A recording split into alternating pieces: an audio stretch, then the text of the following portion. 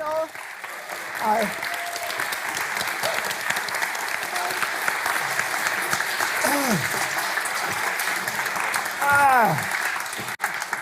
Thank you so much, everyone, for coming this evening. I am beyond excited to be welcoming a very special guest, Derren Brown. Hi.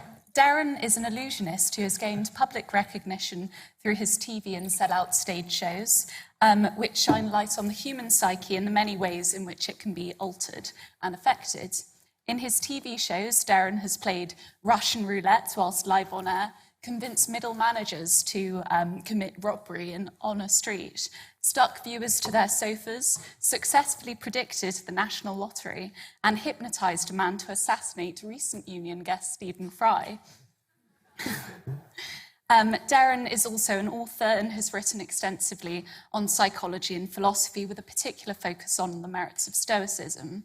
I'll start off the event by asking a few questions, and then we'll go to an audience Q&A. Derren won't be doing any demonstrations tonight, but he will be taking questions from the audience, so do think about any questions which you might like to ask. So, Derren, it's a pleasure to have you with us. Thank you so much for coming. Thank you. I also realised, I was saying, we were talking about the mic, and I was saying I've got a slightly better ear on this side than that side. So, and I was trying to explain which side I wanted to sit in terms of the audience's left, because I thought you'd all be facing this way, and there was so much confusion for everybody else, and I've just realised coming in why the audience's left didn't really make any sense. Now seeing how you're sat, so apologies to, now I understand why it made no sense. Thank you. If you could all move around and face me, that'd be great. Carry on. Sorry. So I've given a very brief introduction into your into your wonderfully varied career. But I wonder whether you had anything to add there about how you define what it is you do and what exactly the sort of motivating factors have been for you in, both when you were younger, sort of getting into this area, but also how that's sort of shifted and changed throughout your life. Gosh, so I've never really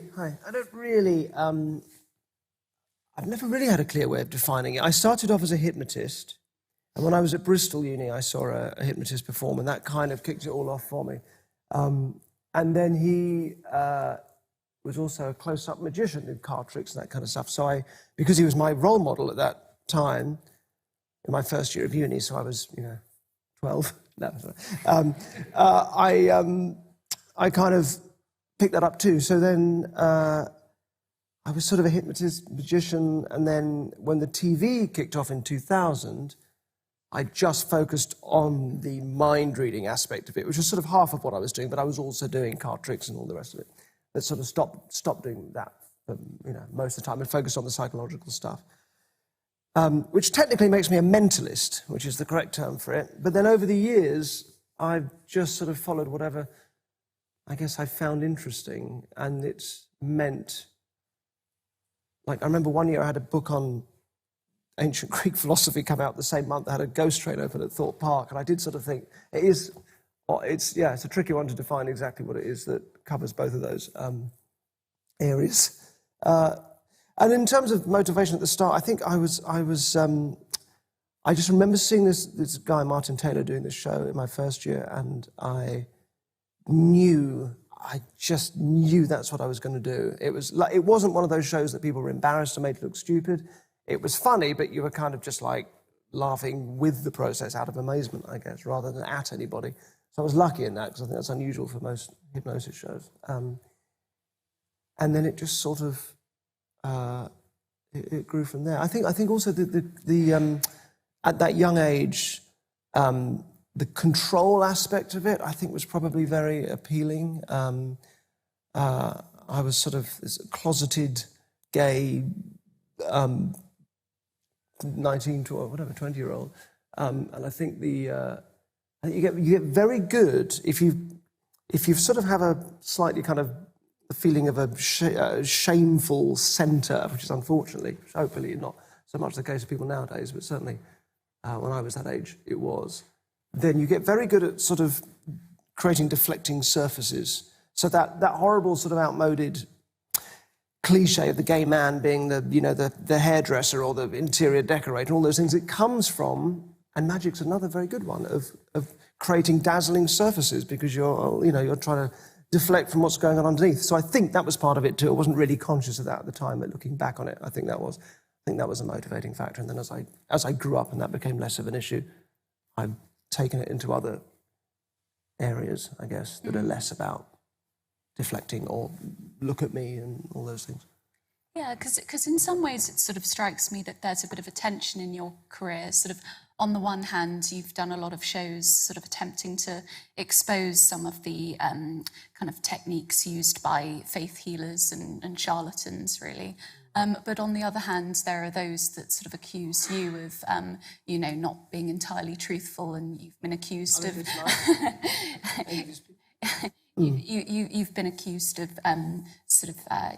using actors when you're doing hypnosis, and there's a kind of interest that you have in, of course, the sort of performative aspect of what you do. But what would you say to those who sort of question whether techniques like hypnosis are actually effective, or sort of question the truth in those things?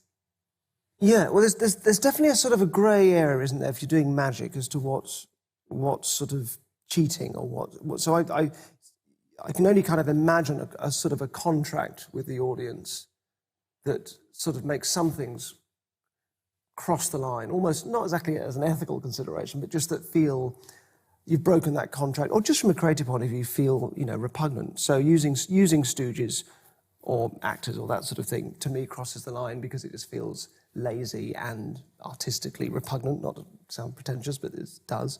And it's just unnecessary. Something like hypnosis, I think, is a really odd and rich area. I think, like if you see a stage hypnosis show, probably a lot of the time people are playing along, because if you're just relying on...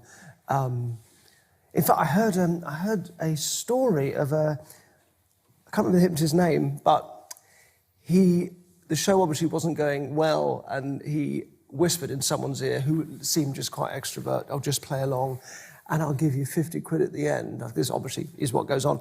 So the guy, starts playing along and is the star of the show. And then at the end, when he's sending everyone back to their seats and clearing them of the hypnosis, he said, you're cleared of any suggestions, you'll go back to your seat, but you'll be convinced that I owe you £50. And the more people tell you that I don't, the more convinced you'll be that I do, which I did think was genius.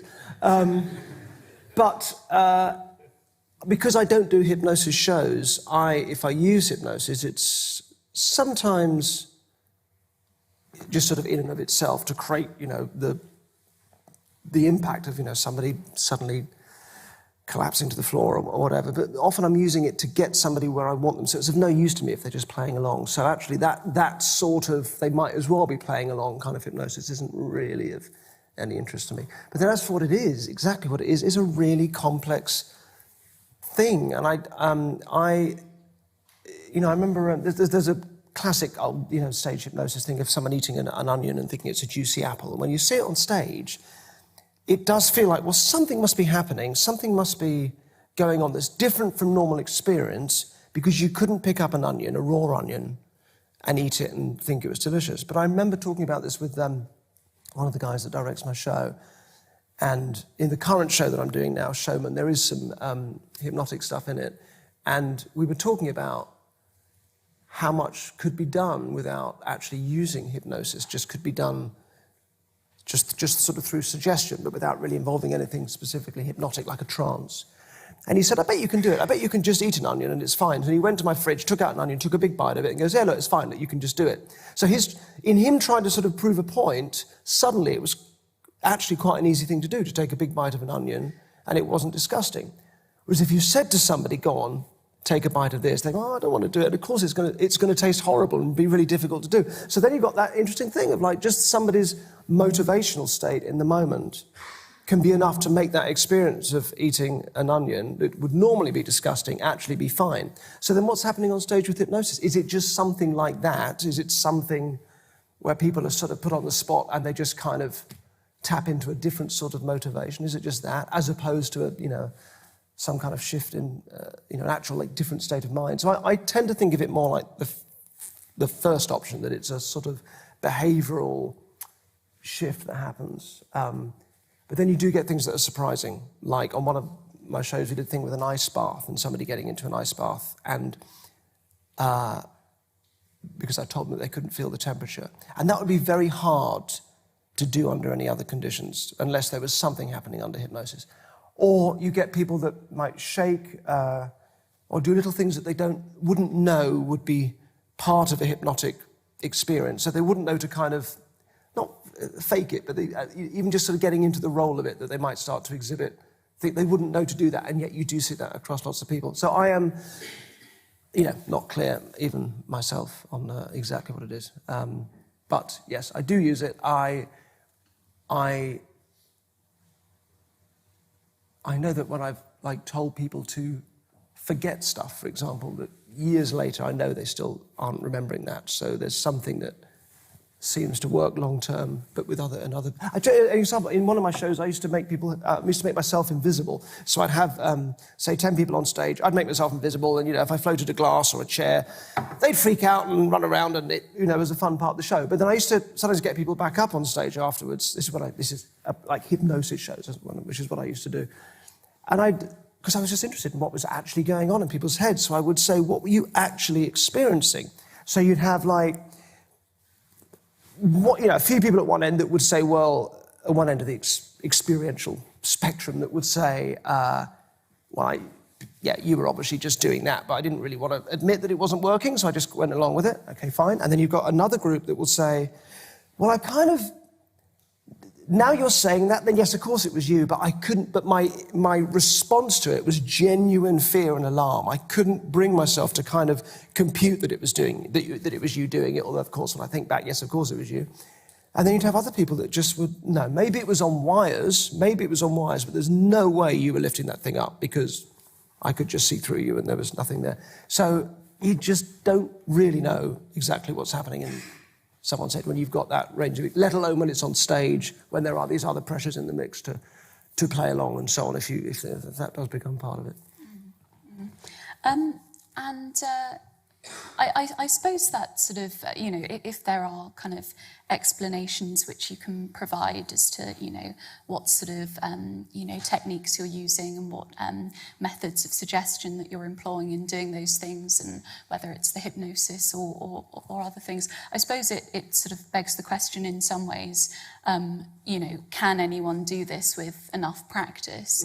And also, I suppose, on the flip side of that, it seems as if some people are much more susceptible or suggestible to having these things done to them. And could you sort of tell us a bit more about that? And I see it as a sort of personality trait, and I've given up trying to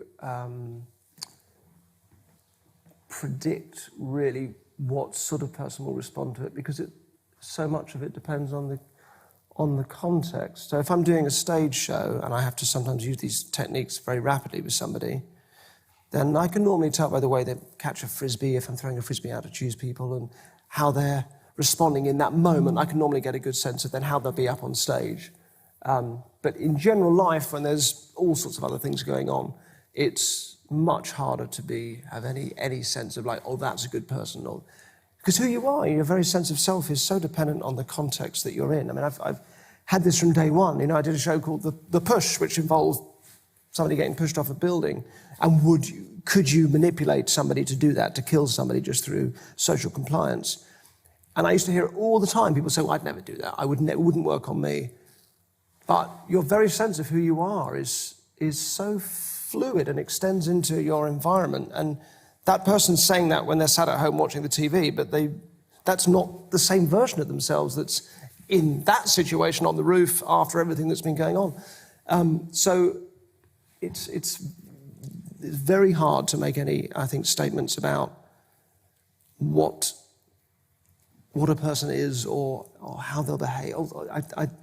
The more I do it, the more nuanced all that becomes. So I don't really. It's very hard to tie it in with anything else other than a sort of emotional openness. And we'll have that in some situations and not others. Like, I'm not a very good hypnotic subject on stage. And if someone's trying to hypnotize me, I tend not to be very good at it. But probably, if I might respond really well to a placebo with a doctor, or absorb someone's opinion, someone that I really respect, if it's an expert on something and I really admire them, I might find myself just absorbing their ideas and parroting them as my own the next day, which is another form of suggestibility. So again, it depends it's really, really hard to pin it down, but I think it's just this interesting aspect of our personality that covers so much from what goes on stage through to placebo, through to actually a lot of, the faith healing you mentioned. I did a show called Miracle. I was faith healing every night, and it was extraordinary. There was a woman came up in the first week who'd been paralyzed since she was a kid, and she was in floods of tears because she could move her arm for the first time. And I know nothing's happening. I've done nothing. Obviously, if you took an X-ray before and afterwards, clearly nothing's going to change. But she was having the story interrupted of her condition. And a bit of adrenaline and those things which help in the moment, but she was just having a story interrupted of something that she'd lived with and had identified with, and at some point had sort of tripped over into a primarily psychological experience of something, and that was being undone. Which again is another form of the same thing. I'm just waffling now, aren't I? But it's a very difficult thing to pin down and extends into so many different areas of our lives, and it's very hard to ever say, I think, who would be responsive to it. You just do it and you see who responds. Mm-hmm. Yes, well, I suppose the storytelling in that situation is sort of echoed in a lot of what you do, whether it's, complex situations like that, or even things where, it's a trick which shows sleight of hand and you do see the other thing that's going on, but actually the story that, or where your focus is being pulled towards is a sort of important element. But so you've spoken about kind of pulling off really large scale sort of stunts, like in The Push, for example, getting someone to, push another human off a building, or, Stephen Fry being sort of quote unquote shot by someone that you works with. But I was wondering if you could talk to us a bit more about the sort of everyday application of some of these techniques. So, for example, I've heard you speak about, being able to ward off someone who was, wanting to do you harm sort of late at night, and, how this affects your personal life. Yeah, so largely it doesn't, because I think if you walked around trying to be as controlling as that version of me that, is on TV and so on you'd be kind of insufferable. And actually, if anything, I've made my life about not trying to control the things that I'm not in control of, hence the interest in Stoicism. But the incident that you're referring to, I suppose, is an example of where it is useful. It's a story thing, you're right. It's all about getting my toolkit, I've always feel, is the stories that other people tell themselves. That's sort of what I'm working with. Whether that's actually to do with how we find, happiness and those sorts of thoughts, or whether it's, if you're doing a card trick with somebody, but it's the same kind of thing. But I was walking back from, it was in Llandudno. I was at a magic convention, and I was maybe 20. I was in a three-piece velvet suit. I haven't really moved on, have I? It is not velvet, but it was, and I had long hair. I may have had a drop earring at this age, and quite a big goatee, and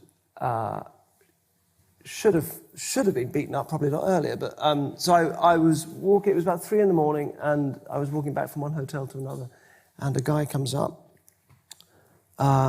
really drunk, with his girlfriend, and he's just clearly kind of looking for a fight, and sees me in my velvet three-piece suit and drop earring, and for some reason finds me a worthwhile target, and starts doing that kind of, what the fuck are you looking at kind of thing.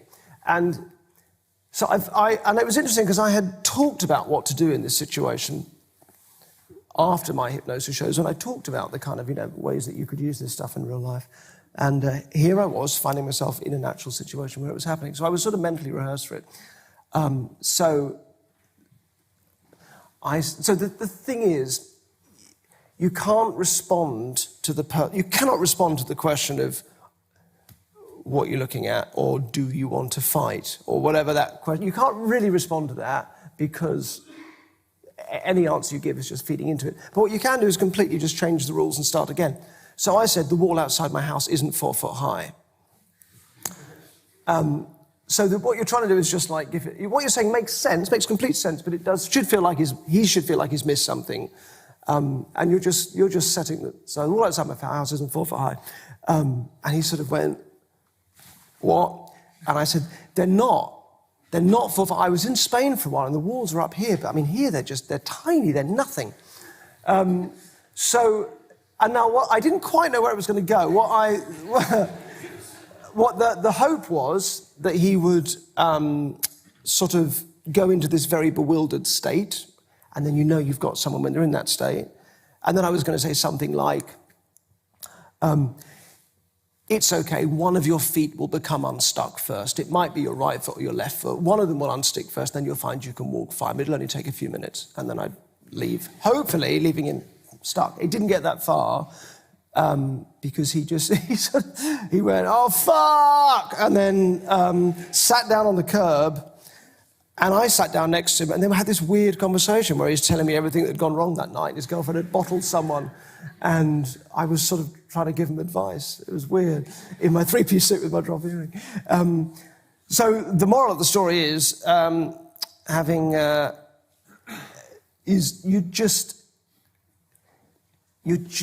just not playing into that, and you're starting. So it has to make sense. It could be a song lyric, it could be anything, and you just say it with commitment, and it has to make complete sense. And then you're making the other person think they've forgotten something. So you're just putting them on the back foot. That's all it is. It's like if you want to keep the seat next to you free in a train, you don't put your bag there because that's what everybody does. So it's annoying, and they want you to move your bag. You pat the seat and you smile at people as they walk past. Like no one is going to sit there. That is incredibly useful advice. Thank you. So with that example, just sort of trying to bewilder someone who has an intention, and then you provided a completely different, line within a different context, and then it sort of takes them out of the mindset that they're in. Do you think that is a technique that anyone could use, or are people sort of like you especially able to sort of employ those things through practice, or is there something? No. The only thing is I had thought about it and spoken about it, so it came naturally in the moment. But that's just about having that, getting it at some point before, so you're sort of ready for it in the moment, and you don't show fear and you're trying to remember what was the weird thing that Derren Brown said, and that, you've kind of got it ready to go. So that phrase, for some reason, I would always go to that, because whenever I talk about it, I would always say this phrase: "The wall outside my house isn't 4 foot high." So it just trotted out very easily. But it could be anything. So there's nothing in anything I do that's. I kind of think it's like playing the piano. I guess that probably not everybody's going to play the piano well, but it doesn't mean that you have to. But anybody can, but not everybody can. If you've got to want to put the time in. It helps if you're, as I said, closeted and like desperate to sort of create this aura around yourself of whatever that is, because you're going to put the time in, and you're going to pursue those kind of things. So that helps, but no, I mean it's very ordinary stuff ultimately. You touched on Stoicism, and you, of course, published a book called Happy a few years ago, in which you argue for a form of Stoicism. Would you say that it has been your kind of study and your knowledge of the human mind that has given rise to your interest in kind of, or given rise to, your opinion that is the sort of best way for people to live if they want to be happy and, find meaning in their lives? It started off as something very separate. So I had been doing the TV and the stage shows and so on for a few years, and was a bit sick of doing the TV. I felt I'd grown out of this "look at me, aren't I clever" kind of thing, which is ultimately the bottom line of doing any sort of magic trick, is "look at me, aren't I clever," which is not very interesting. And also dramatically not very interesting. If you can click your fingers and make anything happen, then you're a God figure, right? As opposed to a hero. A hero struggles, a God figure can make anything happen, and there's no drama in that, so it's not a very interesting thing for an audience. But then it's also difficult to sort of plausibly make magic to fit the hero mold, which is why I shifted the shows to make them about real people going through real life situations. I'm in the background pulling the strings. So then they are heroes, and now you're suddenly into a world of drama that's more interesting. Oh God, I've completely forgotten what you asked. That was not the answer. What was it that sort of appealed to you specifically about Stoicism? Was it a knowledge of, psychology and the human mind that you felt that there was... My answer had no relation to that question, Tom. So, potentially more interesting answer. So I'd lost that kind of interest. I didn't know what to do with it because my career had taken off. I felt I'd outgrown it. And where the things I did find interesting were more along the lines of just areas of philosophy and so on. And I was reading Montaigne and got about halfway through his big book of essays, and he was kept referring to Seneca, and I didn't know who Seneca was, so I stopped, read Seneca, who I'm sure everybody here knows is one of the great voices of Stoicism, and then it all kind of really clicked, and it spoke to me and sort of articulated. I think the things we find inspiring are normally the things that articulate things we already kind of feel, but we haven't found language for. So it did that for me, but it still felt very separate from all the performing work. But then gradually I sort of brought the two round, and now, thankfully, it's provided me with a grown-up way of doing what I do, because I can use the kind of stuff now that I find interesting in the rest of life and use it to fuel the subject matter of the things that I do with performing, if that makes sense. So it didn't really come out of a fascination with the human mind, at least consciously. Maybe at some level it's all joined up. It was more that this other thing I thought was my real life that I found interesting ended up coming back into the performing. But again, it's all the stories we tell ourselves. I mean, one of the big ideas of Stoicism, which is not an unfamiliar idea to us at all, because the Stoics were the very people that the early Christians had to win over. So a lot of the ideas have come up over the last 2,000 years and are with us still. But the idea that it isn't events in the world that cause our problems, but it's our judgments about those events, and that's where our problems really come from. So it's about the stories we tell ourselves about the world. And what a silly card trick, if it fools us and works, and not just Stoicism, but really the best ways of approaching life and the most healthy ways of approaching life have in common is this idea that we are just dealing with a story, right? So if a magician shows you a trick and it works, and it took me years to realize this, that there's actually like something grown up and worthwhile in this really childish attention-seeking desire to impress people that is magic. But the grown-up thought in it is, it's showing us that the stories we're creating about what's happening in the world are not reality. Because we're hitting a sort of a wall and we're going, oh, something must have happened, I don't know what it was. But I've got this story that all seems to make sense until I get to the end, and now it's sort of impossible. And of course, this is what we do every life, every day of our lives. The idea of a story. Stories are, told across a campfire, and they're cozy things. And then outside of that campfire, you've got all this forest with all this dark stuff in it that's being excluded from that story. It's the nature of stories that they exclude so much.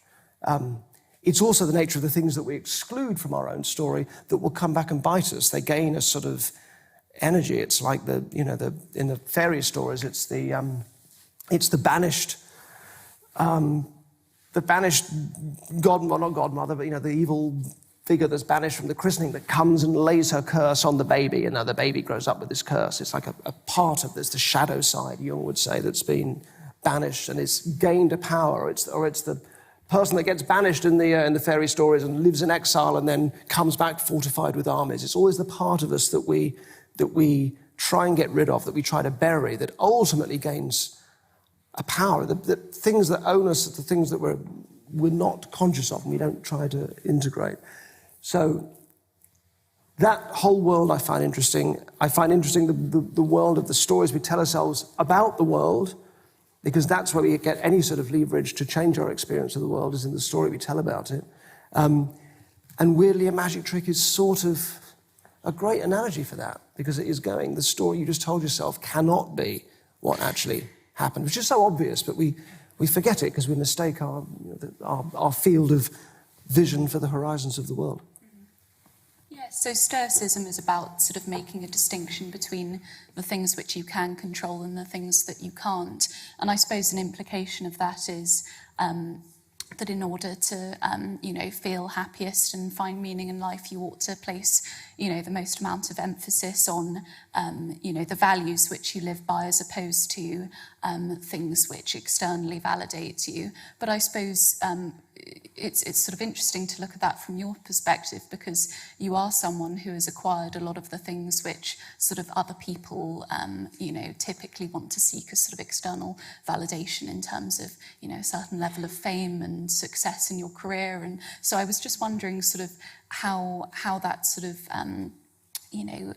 coheres with your personal experiences of, having those things which externally validate, and if you do abide by sort of Stoicism in your personal life, what are those kind of values which personally, you strive towards and which make you happiest, and which you don't necessarily need to focus on, the rewards of which might come or might not, but that are in or out of your control? Okay. Long question. Yeah. Well, first of all, I don't really consider myself a Stoic. I always find I'm slightly allergic to. I can't really identify with anything, perhaps, but I do find the ideas very valuable. I think the experience of being a bit well known and all the that sort of stuff doesn't really matter, because the part of the problem is that we search for happiness and we put it in the wrong places, because we do have a desire to transcend our ordinary experience. That is part of the human urge, and we tend to put it in the wrong places because we've lost touch with any of the kind of mythological, superstitious world over the last few hundred years.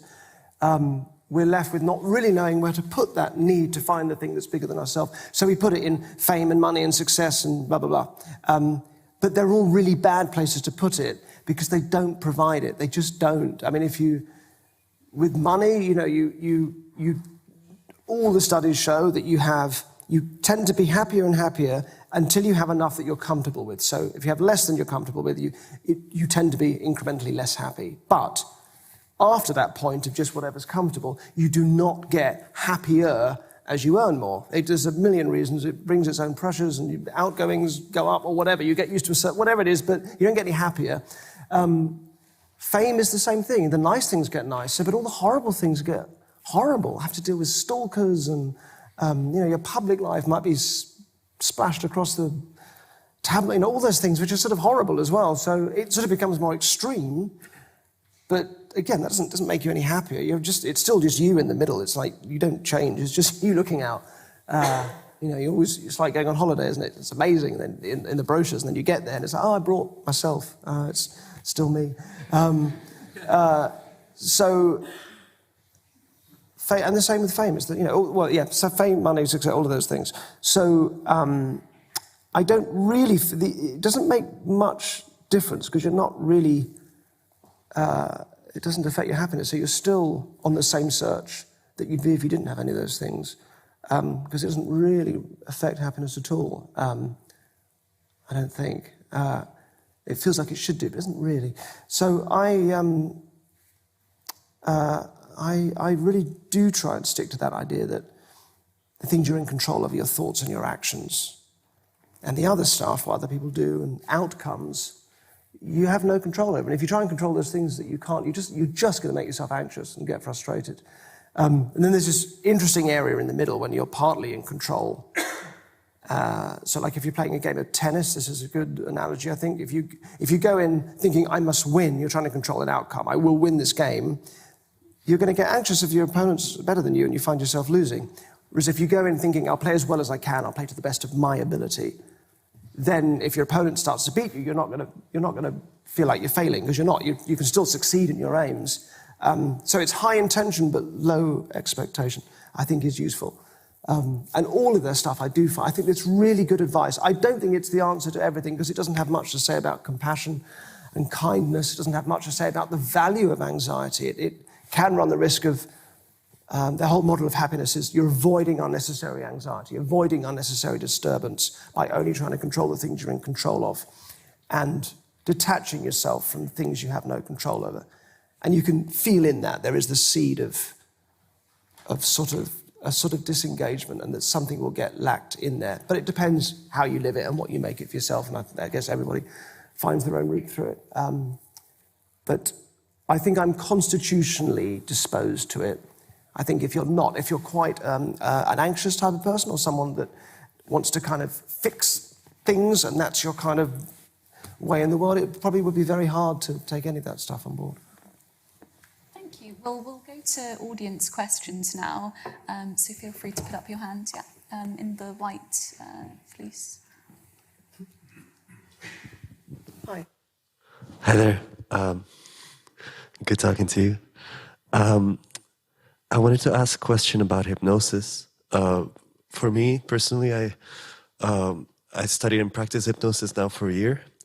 And I liked what you said about hypnosis, where you got kind of sick of performing the act of God as on stage, and that you were more interested in the hero of a story. And I suppose I wanted to ask, even though hypnosis itself is an art and illusionism is an art, I want to ask, how would you incorporate this into,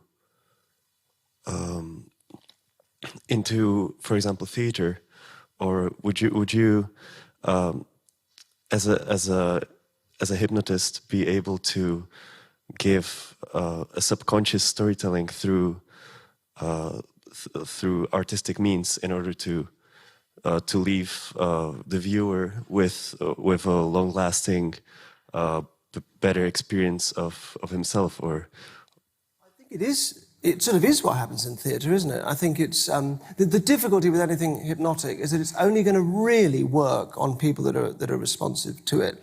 So you can just sort of put something out, a sort of hypnotic induction out, and you'll know that a percentage of people will respond. So when I do my stage shows, if I know I've got 2,000 people watching, I know I can pretty boldly just throw something out, because even if only 1% of people respond, that still might be enough for me to carry on doing what I want to do in the show.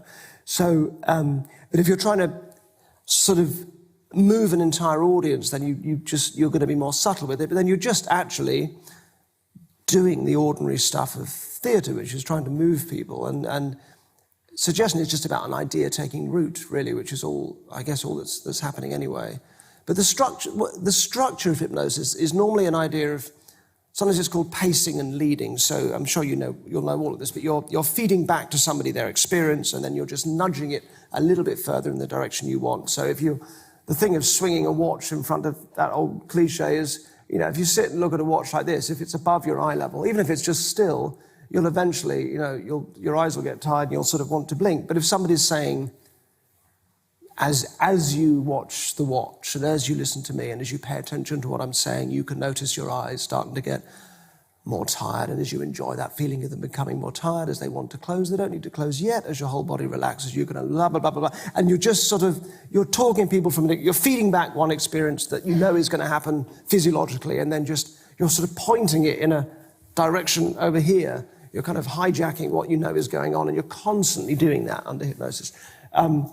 So you can apply that sort of logic, I guess, if you're trying to move an audience, if you're trying to take the sort of structure of hypnosis and put it in something else. You can go, okay, well, how can I do that? How can I kind of, in a speech, for example, that might be one way of doing it. The bewildering thing, the story of the guy on the street, it's not really much different from, if a politician gives you a whole load of statistics that you can't really follow, so you're a little bit bewildered, and then says, so therefore, blah, you're going to believe the blah because he is or she has just bewildered you with a whole load of statistics first that you couldn't quite follow. And you'll believe what comes after that more than if they started the speech with that blah. Does that make sense? So you're inducing a bit of bewilderment first in order to make the person believe what's coming next. And that's, again, not really structurally any different to what I'm doing with the guy on the street, bewildering him by this, and then the idea was to give him a clear instruction about his feet sticking or whatever was going to come next. So I guess there are ways of applying those to theatre and film and so on, but I suspect it's probably ultimately no different than just good writing, because it's the same thing. You're just trying to move an audience. I don't know if I've answered your question, but yeah, thank you. Great, excellent, good. Pleased to hear it. Hi. Hi, so first, thank you. Your work helped me and my wife get through lockdown. Oh, wow. With great company. Recently had babies that are hopefully watching. I think I can take full credit for that. A lot of people say the same thing. Can you bring the mic a bit? Sorry, yeah. But one thing I'm thinking about a lot in raising my kids is psychology. And I'm interested in this concept of suggestibility and whether actually it's a good thing to be a little bit suggestible, or whether actually the ideal situation is you can be completely rational. You go to one of your shows, not be influenced by any of the kind of mind control strategies. You tell somebody that your walls are short, but they still achieve their goal of getting into a fight, if that's what you want to do. Do you think actually we should try and aim to be not suggestible at all? Should be aimed to be less suggestible.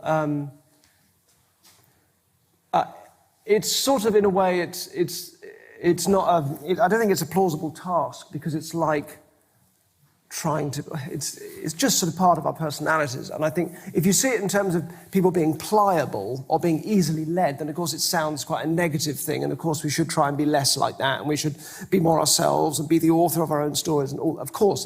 But equally, another way of seeing it is a sort of an openness and a kind of an ability to make emotional connections and to be present to an extent. That's all part of it. Aside from anything else, I think the people that are more suggestible tend to be more likable. I think they just have a natural sort of tendency to connect with people, and people feel that. So I've never seen it as a sort of a weakness. I tend to see it as a strength, because I know I tend to warm to people that are like that. I think, and again, it's not, suggestibility doesn't mean responding to hypnosis on stage. It doesn't just mean being made to do things you don't want to do. That's one little bit of it, but there's a whole layer of our experience as to how our sense of self has bled out into our surroundings and found its footing in our relationships and the environment that we're in. And that's all part of it. That's all part of what makes us suggestible. And that's just part of the human experience. And again, if we try and shut that out, it will somehow come back and bite us, because it is an ordinary part of the human experience. I think it's a good thing to embrace. In the front here. Hi. Hiya. Is this good? Yeah.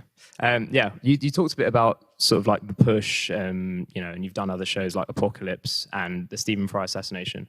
And I wondered what your take was on the kind of like the ethics of those shows, in terms of like, you're obviously very interested in psychology, and what you think the kind of psychological impacts of those shows and those experiments are on the participants of them, in terms of, their experiences and how that might affect them, whether it be a year or 10 years down the line. Yeah, sure. That was a really good question.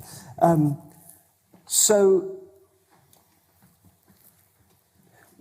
when you watch the shows, they are, of course, in terms of like how they're put together and the music and the edit that you're watching is going to create as much drama as possible. So there's going to be a kind of normally quite a reckless feel to them that won't really reflect the level of care that's taken. And one of the challenges of those shows is actually how much we pull back and go, here's how we knew this would be safe, or here's the debriefing that happened afterwards, or all of those things that are all about that person's experience. Because we've tried that, but actually it's about, if you don't do any of that, then you kind of don't believe in what you're watching, because you think, well, hang on, what if this happened? That doesn't make any sense. But if you do too much of it, you're losing the pace of the show. So it's always a difficult balance to get. But there is a whole level of experience that's just about making sure that these people are fine, and not only fine, but actually kind of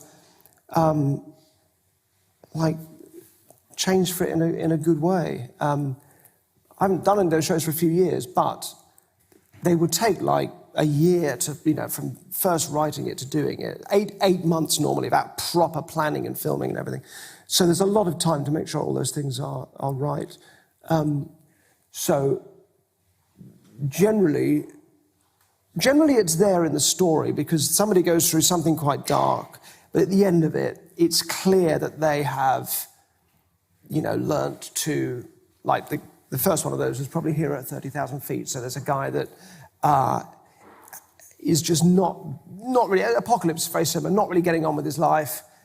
Everyone around him, family, friends say this guy needs a real sort of, kick. So he has this experience and gets his life together. And I should also say, all the people that have taken part of this, I've stayed friends with and properly kept in touch with. And it has, not crediting the shows with this, but it's all been good for, how their lives have continued. There's been no sort of negative response to the shows at all. The only story as you're watching it that probably doesn't have that is The Push, the one that I mentioned, because when you watch it, you are, of course, left thinking, but what about those people that just... So if you haven't seen the show, it's a big, like this sort of Truman Show type thing that I guess I do a bit of, that one guy, or we think we're following one guy who is, finds himself in this big hidden camera experiment full of actors. He doesn't realise they're all actors and that it's being filmed. And it's a big party, a big kind of auction, and the whole thing is designed. Somebody dies, and then they have to hide the body, and then bit by bit, it gets to the point that the guy wasn't dead, and now he's alive again, and will he kill him? Will he push him off a roof to avoid imprisonment? And then you find out at the end he doesn't do it, but 4 other people did. And we actually did the whole thing 4 times. There is this surprise ending, which I've just ruined if you haven't seen it, when you realise that other people did do it. And most people will do it. So you're not the first person to think, what about those other people? Like, what if they go and have a job interview or something? Didn't you push someone off a roof in a TV show? So why would we give this job to you? That's a perfectly good question. I don't have a watertight answer to it. Other than it's their experience. So the guy that doesn't push, his experience, of course, is great. I didn't push, brilliant. So I'm a good guy. And then for the others, you just want to make sure that they understand and their experience is. And this is a very specific debriefing with them afterwards. You have done what everybody does, what 3/4 of people do, which is push when it comes to it with all this stuff in place. You've done the ordinary human thing. So first of all, you're not the exception. You're not the bad person. There's nothing wrong with you. You've done what people do. But you are now equipped to, if you ever were to find yourself, probably not going to be a situation this extreme, but a situation where kind of that sort of compliance is in the air, you are now equipped to not just stand by and let it happen. There's a great, it's that thing, when a fire alarm goes, and you instinctively we just ignore it because no one else is panicking. So the one thing you know is it's not actually a fire, or you're looking to see what other people are doing. There's a thing called normalcy bias, and the worst example of it was an aeroplane that had landed at Tenerife, and it was a Pan Am flight, and it landed. It was foggy. It was a foggy nighttime thing, and another plane was taking off, and they were trying to get, it was on the same runway, so the two were going to collide, and they were trying to get this first plane off, but they couldn't communicate. And this plane took off, but sort of ploughed into the other one at the same time and ripped off half of the bottom plane, right, that's on the tarmac. And these people had about 2 minutes to get out before this plane was going to be engulfed in fire. And people just sat there. They sat there with their seatbelts on, sort of glassy-eyed, waiting for somebody else to panic or do something. There's this thing that we just presume it's going to be fine, or that it won't affect us, or it's just this bias that we have. But the people that didn't, the people that got off, were the people that either been in a situation like that before, or the ones that were sort of had some training in that kind of thing. So they were kind of like mentally rehearsed for it. So that became what these people had. And they're very clear on that. Like, that is absolutely, their story, their experience of the thing is that. Like, they learned something that would be really valuable in life. And none of them have had that experience with job interviews and so on.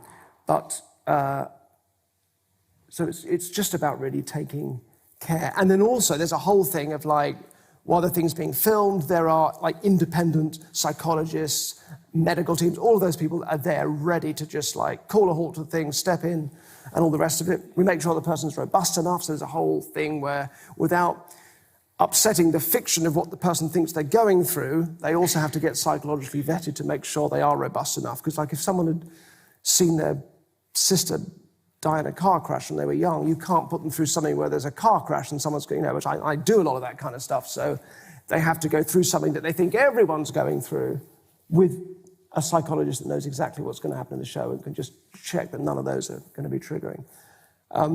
So yeah, there's all of that. It never really makes it into the show because it's ultimately just not that interesting to hear about. But yeah.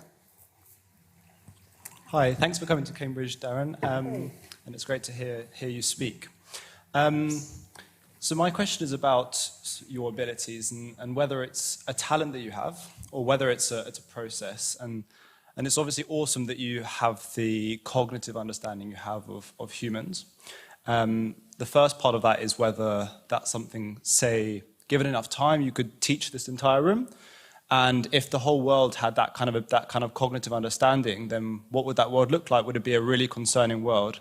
And then I'm an engineer, and to take it to the next step, if that's a process, can it be taught to a machine? And does that present a really worrying next step for machines being able to control us? Or is all of this just because you're a unique person in the world and we'll never see it again? Yeah. God, that's a really interesting question. It's, as I said, it's like the playing the piano thing, right? I think I'm not doing anything other than paying attention to someone else's experience. I think ultimately that is all I'm doing. I'm interested in those stories that other people tell themselves, and that's sort of my toolkit. After that, I think it's just the experience of doing it, which wouldn't come from a classroom, but it would come from 20 years, whatever, plus, of actually just, 30 years, I guess, of actually doing it with people. But my knowledge is also, it's sort of meaningless, really, because I kind of entertain. So it's quite a narrow band of where my stuff applies in life. And I do get asked, will you come and talk to the FBI, I probably shouldn't say it, ask if I would come and talk to them about using my techniques in whatever world that is. And it just seems completely inappropriate to me because, I'm ultimately an entertainer. So where I've got to is interest, but it's also just a lot of experience of doing it, but still in a very narrow band. So I've got quite good at doing one thing, but I might be hopeless at, sort of looking at it outside of that. And I always feel a little bit like I get real sort of imposter syndrome when I'm asked to sort of how can it be used in these other areas. So I just try and avoid it. So if it is just a process, but it's a process that comes out of experience of doing it, then I don't know. That's a really interesting question as to how it could be taught to a machine. I don't see why it couldn't be, because obviously there's nothing special. But it's so interactive in its nature, and because, like with the example of making myself invisible, it's so sort of different to, first of all, is what skills I suppose are we actually talking about, because it's very tied with what I do, because I'm creating an effect on stage. It's very tied up with what it looks like from the audience's point of view, or which, as with the floating glass, is actually hugely different in terms of what's really going on in people's heads. So it's a little unclear even what you're actually, when you pin it down, what is the skill, what is the thing we're actually talking about, let alone whether that can be taught. So ultimately, I guess I don't know. I think there are clearly things that a machine could do that I certainly couldn't, in terms of looking for tiny, rapid, eye movement-y type things that are very difficult to catch without using a machine. So there's a whole load of potential there that is going to be helpful. But I think it would be hard to capture the sheer experience of doing it. And I don't say that like that's anything important or special, because again, it's such a narrow area of just weird applied psychology that I do. So I don't know. Yes and no. I think there'd be a bunch of possibilities that would be interesting to explore, and a bunch of things that I can't quite picture because they're very much about human interaction and the experience of that I think would be really hard to work out how you'd capture that in code. But brilliant question. I've never been asked that, and thank you. Hi. Hi, thank you very much for speaking with all of us today. Obviously, your job revolves a lot around how you influence other people and other people's mindsets. I was wondering how that kind of affected your relationship with perhaps your own mind and your own mindset and the way you approach stuff, if at all. Yeah, if you couldn't hear the latest question, is how an interest in influencing other people's minds kind of relates to influencing my own, and how I think since I began hypnotizing quite early on, I was interested in, you sort of naturally develop a kind of a step back from your own kind of experience a little bit. That's sort of unavoidable because you're aware of it in other people as a thing, patterns that people are falling into. So of course you become very aware of it with yourself. I think I am, as I said, I'm naturally probably disposed to a bit of a step back anyway, which helps me, or at least I am now. Maybe that's part and parcel of doing this stuff as well. But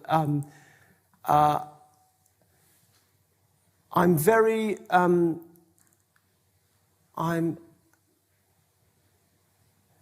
think I am, I think my tendency would be to not, to sort of manage that, to sort of manage my kind of immediate emotional response to stuff, particularly if it's a negative thing, if it's feeling like anxiety or whatever, just to sort of, I'm naturally quite good at avoiding those things. I don't tend to feel stressed about things. But then I do. It still happens. It still comes around. I still feel it. But in the most direct ways where it's obvious, I'm normally quite good at circumventing it. But then, these things often have a way of surprising you. So my partner had a few years over lockdown of not working. So that's something that affected him. So therefore it affected me. So that even though my experience of lockdown was kind of fine because I was good at not finding it a source of anxiety, it was still came back to me through my relationship. So these things still get us. I think also at the age of 50, thank you, I know. But at 50, there is a thing, I think, that happens in the second half of life where you naturally should, in inverted commas, turn your attention more to how you sit with yourself. I think there is a general project of the first half of life, which is where you stand or sit in the world, what your there is a dialogue with the world. You are placing your flag in the world. So you're interested in cues from outside as to what counts as success, what you should do, what affects your reputation, who you are, what your identity is. There's a lot of dialogue with the outside world. And then there's a thing that I think should naturally happen in the second half, which is that sort of forward drive, which keeps us motivated in the first half. You never quite get to those places that you're always trying to push to. Switches to a dialogue more with the self and how you sit more with yourself. So things that bring pleasure and rewards sort of in the moment actually become probably more valuable in the second half of life than they are in the first. You probably should become less interested in what can I do to advance myself in this world. It's not about being complacent, but it's just a shift in emphasis. I think that's a sort of a healthy natural current.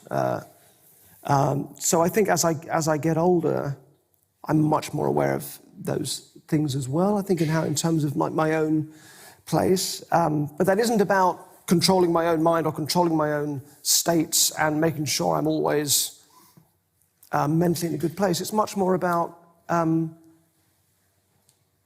you pay attention to your life and we get very caught up in the big things and the big goals. And actually, when we look back on life, it's all the little stuff. That actually is sort of what adds up to the life. It's not the big things that we were aiming for. It will be all the little meaningless in-between bits. That's what it was. You'll feel that it's your ambition and your goals and your plans that are going to move you forward. But at the same time, you'll look back and realize, it wasn't that. It was a bunch of false starts. And the things that actually got me moving forward were people I met and connections that I made, which were nothing to do with my plans. Actually, not really. I mean, there's a certain amount that you're nudging that one way or the other. But it wasn't really all the things that I thought it was at the time. And that time isn't, you can never have the control over it that you think you're supposed to. The idea of a work-life balance is just sort of, that doesn't make it, there is no such thing. There's just, we come to see time as a sort of a resource, right? We talk about it like it's something we spend or use up or waste. And that's a very modern way of thinking about time. That's only really come since the Industrial Revolution. And actually, it's just the medium through which life unfolds. That's all it is. It isn't a resource. And I think I think you just sort of lean a little differently, or at least I do, into some of those ideas. So that is about an awareness, I guess, of my mind and my place in the world, but it isn't about controlling my mental state in the way that maybe I thought it was when I first started, when I was trying to retain a sort of, mind master kind of distance and thing. That's no way of living at all. I think actually how you do connect and what you lean into and where you find meaning and those things are ultimately proved to be more important. Hi. So I really don't like self-help books, and they don't really appeal to me at all. I never really felt the need for them. But I did read Happy. And I found it really useful in that it was quite an objective, critical friend, if you like, in terms of re-examining your narratives and also how they intersect with other people's and recognizing they might not be the same. In terms of synchronicity, the question I've got for you actually is exactly the same one I asked Stephen Fry, who it sounds like you're a fan of. So over lockdown, two of my good friends recognized that they were struggling, and we set up a support group for young men who might find it difficult to access support. There's a clear need for it because we've got 5,000 plus members now. And so what I wanted to ask you was, if you were to distill down that advice to young people who might be struggling to access support in whatever area, what advice would you give to them, and how would be the best way for them to apply it? And then as a slightly self-indulgent question, which I did also put to Stephen Fry. Oh, that's a really hard thing, isn't it, too? I think the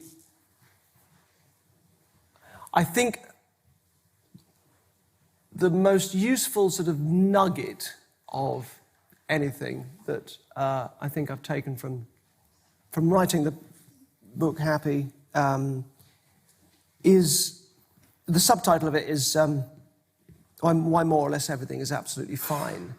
And I think that's the biggest lesson of it for me, is that all the stuff we can't control, so that's everything outside of our thoughts and our actions, everything else is actually fine. The bits we can't control are fine for them to be as they are, which sounds like a recipe for complacency, but it isn't, because you can devote your life to changing things that you see that are wrong in the world.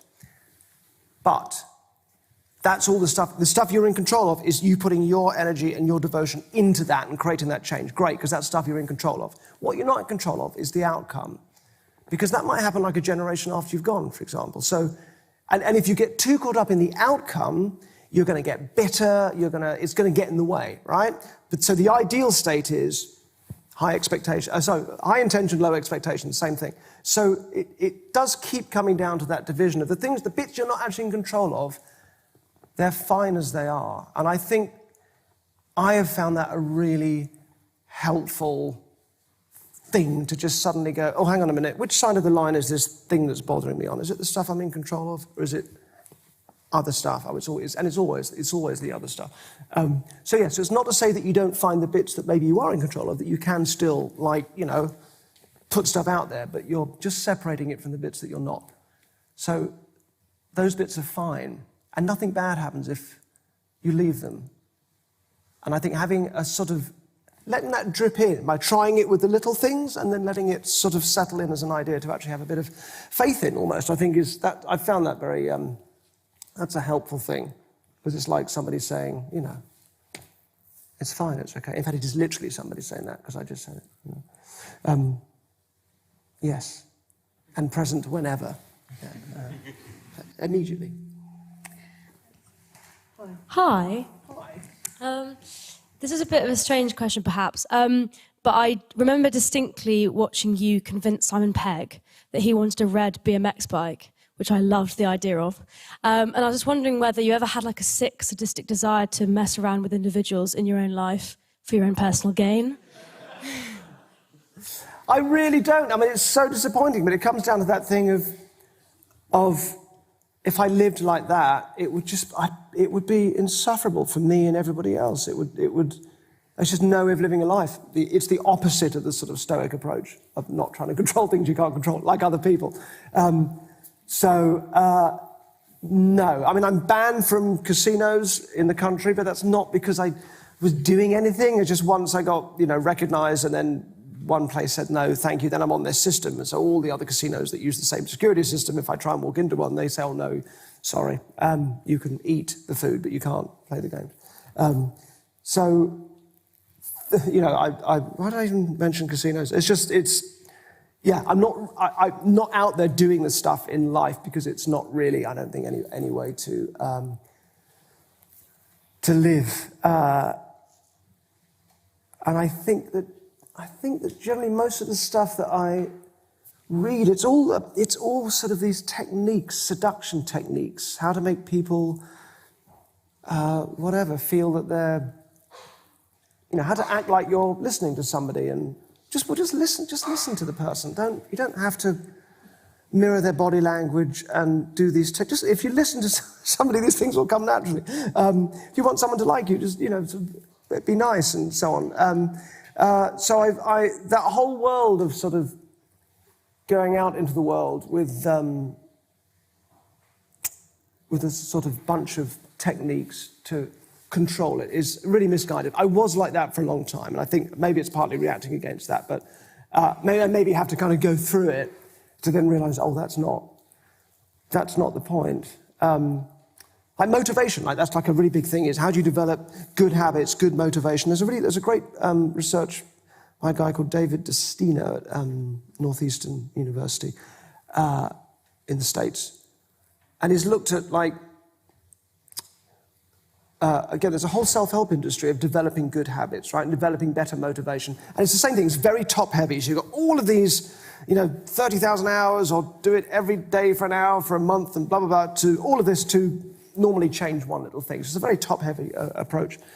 And all his research is showing that actually there's this bottom-up way of doing it, of there are certain emotional states that when you're in, you are naturally more motivated. And the way they test it is that you value future goals over short-term goals. Because if you've got the choice between do I stay in and study, or do I go out and party, then the short-term pleasure is obviously go out and party, but ideally you want to be sacrificing that for the sake of the longer-term goals. So what can we do to trick ourselves into that? So all these techniques to trick yourself, but there are certain emotional states where that happens very naturally anyway. It's gratitude and compassion and the right sort of pride, right? When we're feeling proud about stuff that we've done well in. Not the wrong sort of pride where we just think we're great, right? But the right sort of pride. And when you're in that state, any of those states, which has nothing to do with the task at hand, but you will do that. So, for example, the classic test is if you could have $100 in the future. I don't know why it's dollars, but it's an American experiment. $100 in the future, or X amount now. where does that sort of flip, and you decide that you'd go for the amount now or you'd go for the amount in the future? Like, obviously, if it's $100 now or $100 in a year, then you'd go for $100 now. But at what point does it flip? The answer, so it's $17 is when people go, I'll take it now. That's right. So that's the average answer, right? If it's $17, I'll have it now, as opposed to waiting a year for 100, which is ridiculous. But that's where people tend to flip and go, no, I'll take it now, even though it's less. But when you're feeling gratitude about something completely different, so they stage a thing where some lovely thing happens and you come into this experiment feeling grateful, it goes up to 31, right? That becomes that. In other words, people are valuing the future rewards more than the short-term ones, if that makes sense. So the analogy is with actually being more motivated towards our goals.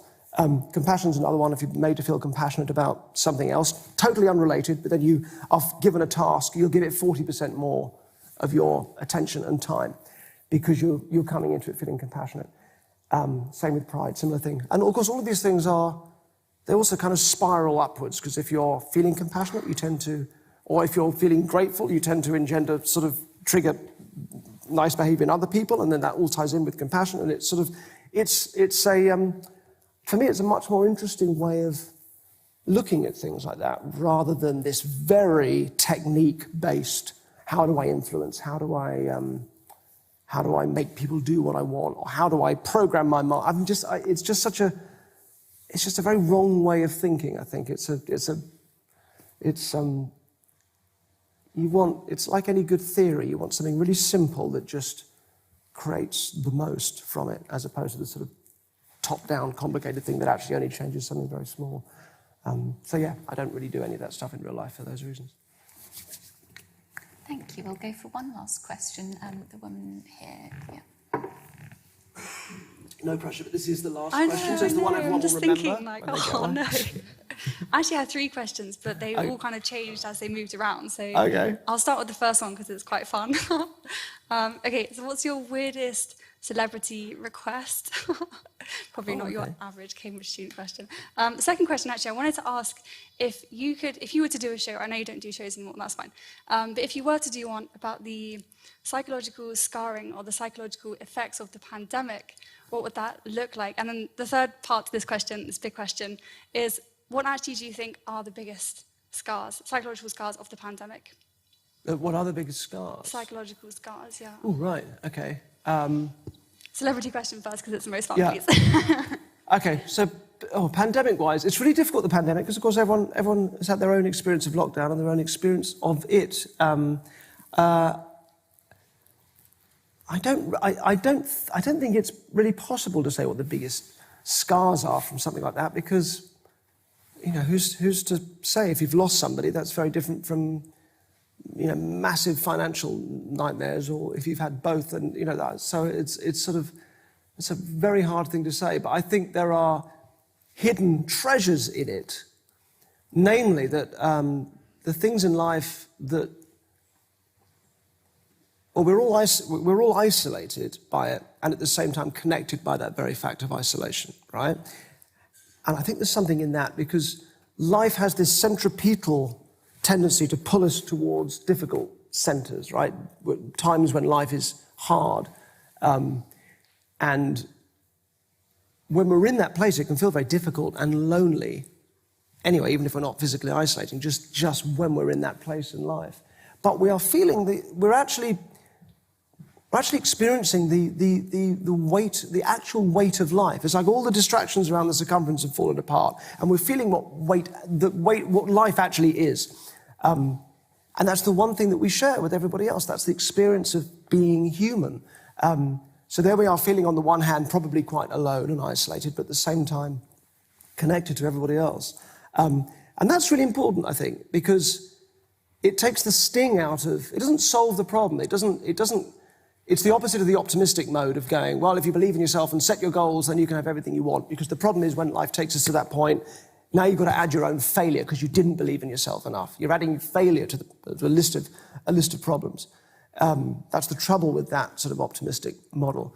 But instead, with a slightly more pessimistic mode, in a way, you're kind of going, well, at least it can take the sting out of a sense of tragedy and turn tragedy into a sort of melancholy, because I'm going, well, this is actually kind of the structure of life. And we've all had the experience, I'm sure, of, don't answer that, it's really bad news. We've all had the experience of coming out of lockdown and starting to kind of connect to other people and having that thing of, oh, you've shared in this thing too.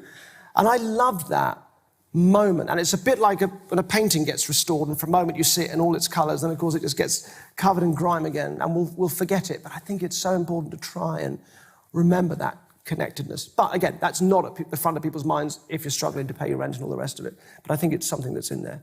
As for the weirdest telepathic, wasn't really telepathy, but it was really interesting. I did a mediumship on stage in one of my shows.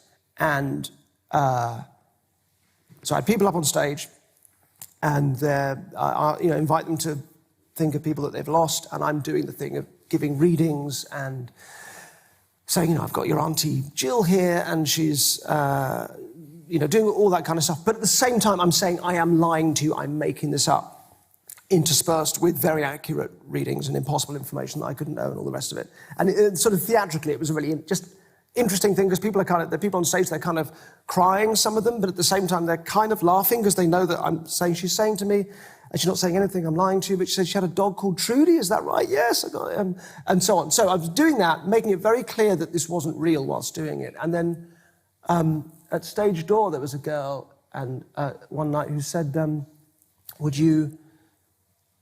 I wondered if you could put me in touch with my grandmother who died last year. And I said, oh God, I'm so sorry. I really hoped it was clear from the show that I can't really do it, that it's not a real thing. And she said, oh, no, I know you can't really do it. It's not a real thing, but I just wondered if you might better put me in touch with her. And it was such an interesting place, just what that is, cycle, where the power of the story is enough to sort of bypass what we know rationally, but just that need for that thing in a perfectly intelligent young woman was she could hold those sort of two universes in her mind at the same time. And that always struck me as a really kind of interesting thing. And again, I think just the power of narrative. I don't believe in any of that stuff, but if like when I lost my grandfather, I remember a few days later a woman who said she was psychic saying, oh no, he's here. Do you want to know what he's hang on? Do you want to know what he wants to say to you? And it's like, how do you ignore that? It's sort of horrible. I mean, it's such an ugly thing to say to somebody, but how do you also just it's hard to not meet that at some emotional level. So of course it's a very compelling thing. Have you got a present, or is it just a question? Thank you so much, Derren. It's been an absolute pleasure to have you with us here tonight. Thank you very much. Thank you for coming. If everyone could join me in giving a round of applause for Derren. Thank you. Ooh. Thank you very much.